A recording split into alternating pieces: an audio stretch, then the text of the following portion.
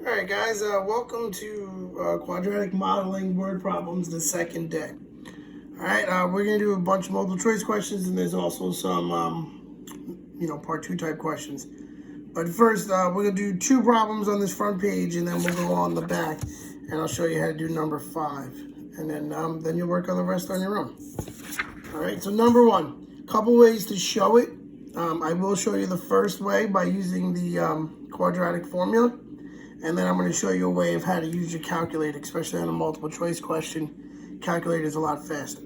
So if you read through this question, it says, according to this function, how many seconds will it take for the object to hit the ground? Hitting the ground means your height is 0. So I have negative 6t squared plus 5t plus 56 equals 0. Now, even though all my answers show me that this thing should be factorable, there's some ugly numbers in there, and I just don't want to work with those ugly numbers. So I'm going right to quadratic formula. T equals negative b plus or minus the square root b squared minus 4 times a times c all over 2 times a. All right, take out my calculator. 5 squared minus 4 times negative 6 times 56, and I get 1369.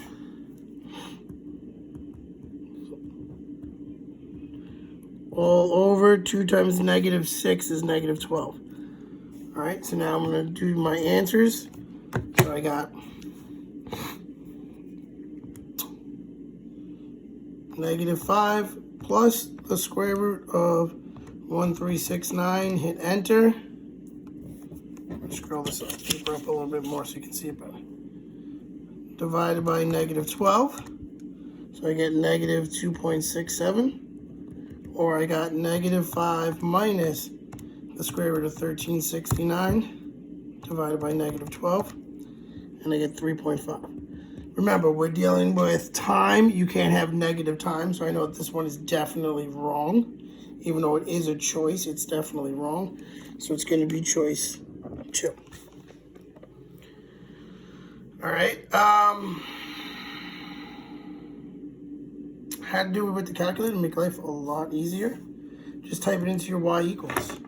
So I have negative 6x squared plus 5x plus 56, second graph. And I'm going to look right here. It went from 17 to negative 20. So you know in between these 2 points, it has to have hit the ground. So I look at my choices.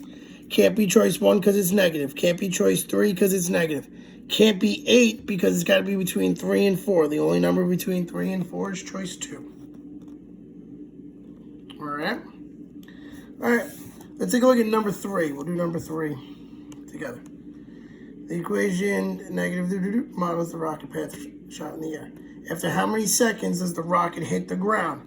Hitting the ground is when your y value is 0. Take out my calculator. Here's going right to the cheat mode.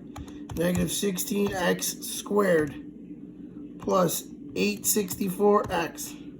I did 865. Hold on. 864x. Second graph. All right. When does it hit the ground?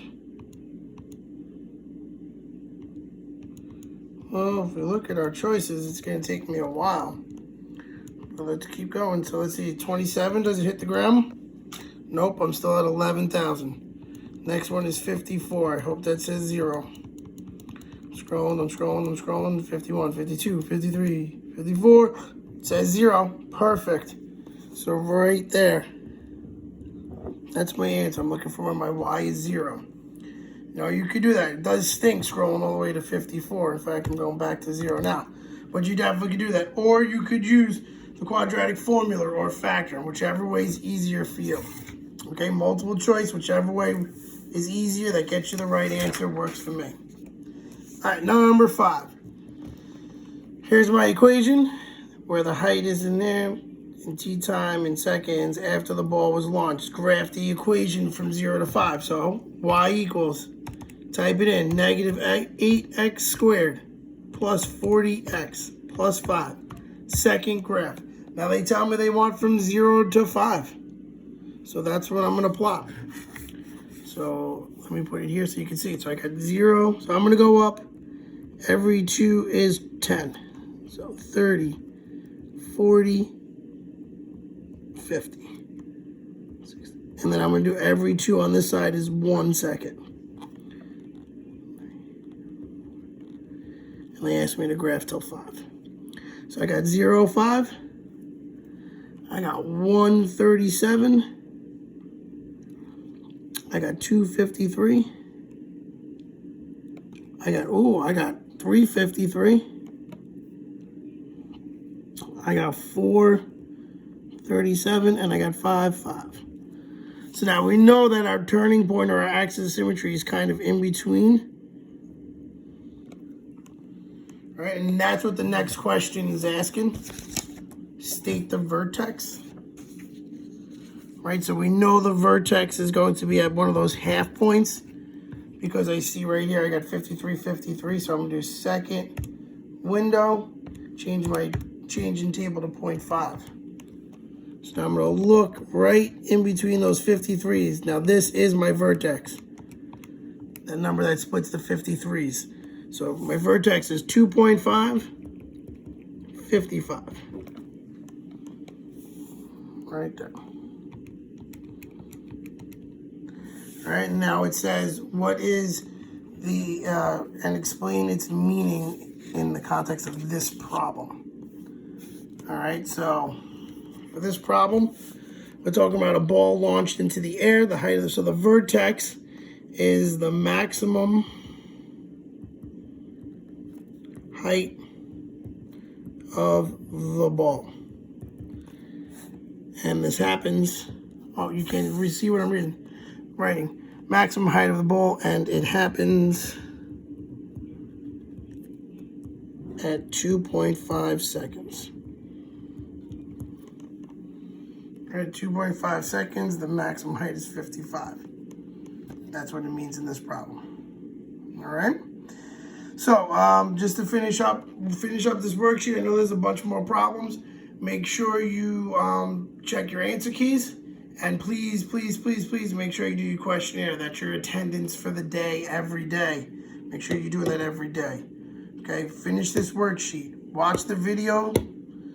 Make sure you understand what's going on. Check your answers. If you check your answers and you got something wrong, watch the video again, or please email me. You can email me at robert.mcconi@riverhead.net or robert.mcconi@g.riverhead.net. Do that every day. Any question, I'm going to be by my phone, by my computer at all moments, and I'll respond back to you.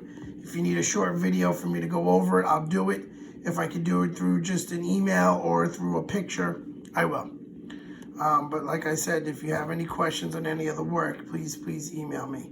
You do have a test on Friday. We will be reviewing tomorrow all of quadratics. And that's about that. Again, do the questionnaire. See you guys tomorrow. Bye.